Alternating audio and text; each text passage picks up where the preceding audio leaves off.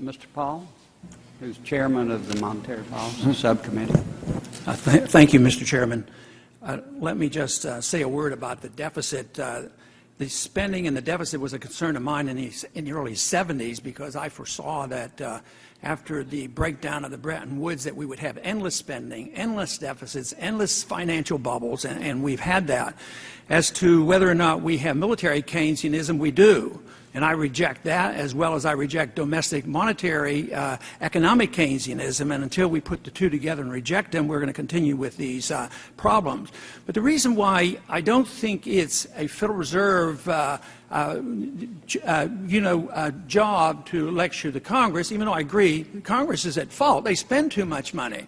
And Congress at times will say the Fed's at fault. But you know, the Congress and the Fed are symbiotic. They have a symbiotic relationship because the Fed, the Congress spends, and they know there's a moral hazard involved here because they know that if interest rates goes up, the Fed accommodates them. So the Fed really facilitates this spending, and until we realize this, I think the Fed is involved with our deficit and encourages as well as the Congress, but it is true. Congress's initial responsibility should be just cut the spending because this deficit is exploding, inflation is exploding, and interest rates are going to go up. So we're going to have one heck of a problem here in the near future. But I want to ask a question dealing with monetary policy because it used to be that was the key to this hearing. Today it's economic, management, central economic planning, and everything's up for grabs. But monetary policy, of course, it was stated that the job of the Fed is to give us stable prices and full employment. But if you look over the last 3 or 4 decades, there's nothing stable about it. And look at unemployment today. If we were honest with ourselves, if we look at all the people who no longer look for work, it's over 20%. And to pretend that it's going down and everything is rosy, I think we're deceiving ourselves to think that is happening. So I would say it's a total failure. And one of the reasons a reason I'd like to suggest and get your comments on is how can you manage monetary policy, which means to manage the dollar, if we don't have a definition of a dollar? I can't find in the code define what a dollar is or a Federal Reserve note, and everybody knows a Federal Reserve note is a dollar. You create a note, which is a promise to pay, and that's another dollar. So the more debt you have, the more dollars you have. But I'd like to know if you know whether there's a definition of a dollar and when it became known that a dollar was a Federal Reserve note.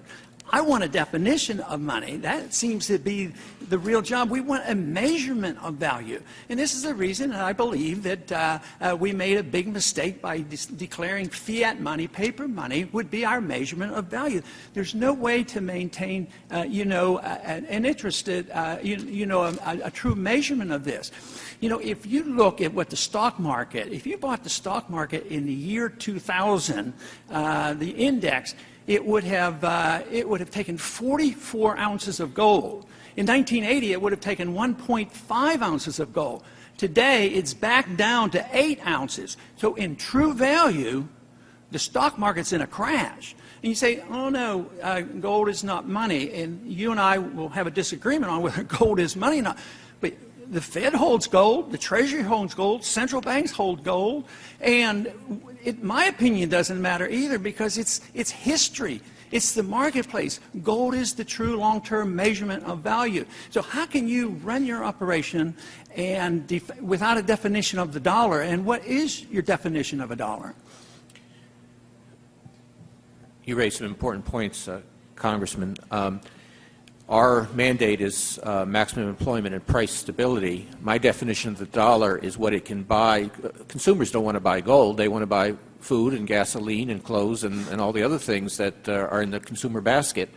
And it's the buying power of the dollar in terms of those goods and services that is what is important, and that's what I call price stability.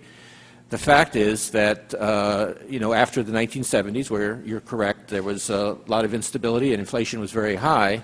Since Chairman Volcker in the early 80s, and I know you have talked about your relationship with him, brought inflation down, that inflation in the United States has been low and stable, around 2% for some time. And in fact, it's been 2% over the last 5 years, despite everything else that's been going on. Moreover, in terms of the unemployment part of the mandate, it's certainly true unemployment is unsatisfactory now. My own view is that that's largely due to the financial crisis, which in turn had a lot to do with problems in both the private markets and in the supervisory and regulatory regime. But even but putting that aside, over the period last 25 years or so, the stability of unemployment has been much greater than it was in previous decades. So there has been improvement.